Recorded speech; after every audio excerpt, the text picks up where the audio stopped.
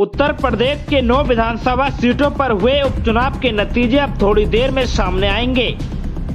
9 विधानसभा सीटों पर सबसे पहले पोस्टल बैलेट की गिनती होगी और फिर ईवीएम मशीन खोली जाएगी।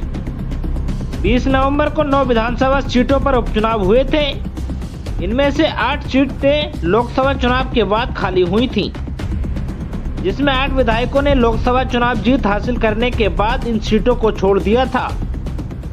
वहीं कानपुर की सीसामऊ सीट विधायक रहे इरफान सोलंकी की सदस्यता खत्म होने के बाद खाली हुई थी। उत्तर प्रदेश में लोकसभा चुनाव के बाद खाली हुई विधानसभा सीटों पर वोटिंग के बाद आज नतीजे सामने आएंगे। कुल 9 विधानसभा सीटों पर उपचुनाव के लिए 20 नवंबर को मतदान हुए थे। जिन 9 सीटों के नतीजे सामने आने वाले हैं उनमें करहल, कटहरी, मीरापुर, सीसामऊ, फूलपुर, गाजियाबाद, कुंदरकी और अलीगढ़ की खेर विधानसभा सीट शामिल है।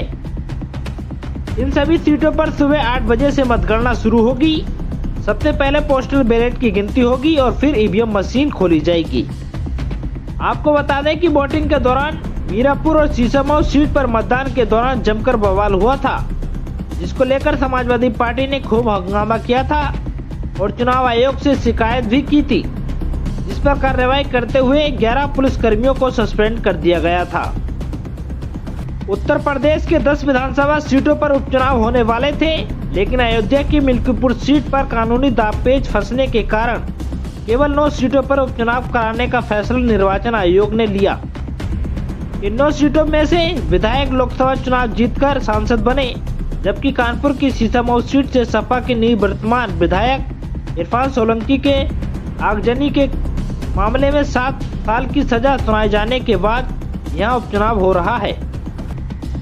निर्वाचन आयोग के मुताबिक उत्तर प्रदेश की 9 विधानसभा सीटों पर 49.3% मतदान हुए थे।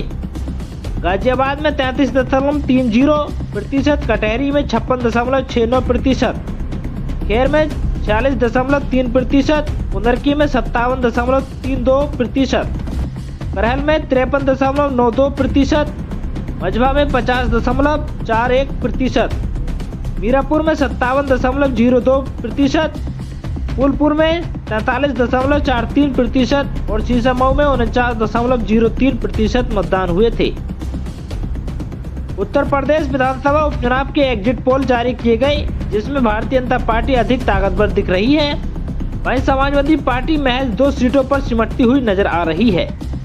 20 नवंबर को उत्तर प्रदेश की मीरापुर विधानसभा सीट पर हुए उपचुनाव में जमकर हंगामा बरपा, जिसने उत्तर प्रदेश की राजनीति को गरमा दिया था।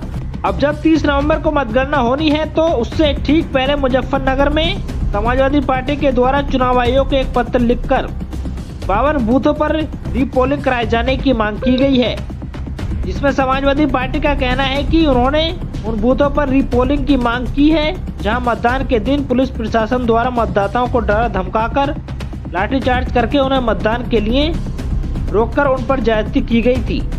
समाजवादी पार्टी के राष्ट्रीय अध्यक्ष अखिलेश यादव ने ट्वीट कर कहा, उत्तर प्रदेश की विधानसभा उपचुनाव में चुनाव आयोग व इंडिया गठबंधन सपा के सभी 9 सीटों के उम्मीदवारों से ये अपील है कि सुबह ये सुनिश्चित करें कि नियमानुसार पोस्टल बैलेट पहले गिने जाएं और फिर ईवीएम मशीनों के वोटों की गिनती हो। सभी पूरी तरह मुस्तैद रहें और किसी भी तरह की गड़बड़ी होने या उसकी आशंका होने पर चुनाव आयोग और हमें तुरंत सूचित करें। चुनाव आयोग से ये आश्वासन मिला है कि कोई भी अनियमितता नहीं होगी। जीत का प्रमाण पत्र लेने तक पूरी तरह सचेत, सजग व सावधान रहें। उत्तर प्रदेश की मीरापुर, फूलपुर, सीसामऊ, कटहरी, करहल, खेर, गाजियाबाद, कांकेरी सहित 9 विधानसभा सीटों पर हुए उपचुनाव के नतीजे आज सामने आएंगे। तो दोस्तों, ये भी देखना दिलचस्प है कि इन नतीजों में भारतीय जनता पार्टी को कितनी सीटें मिलती हैं और समाजवादी पार्टी को कितनी सीटें मिलती हैं। तो दोस्तों, इस खबर को लेकर आपकी क्या राय कमेंट करके जरूर बताएं। वीडियो को लाइक करें, शेयर करें। शुक्रिया, नमस्कार।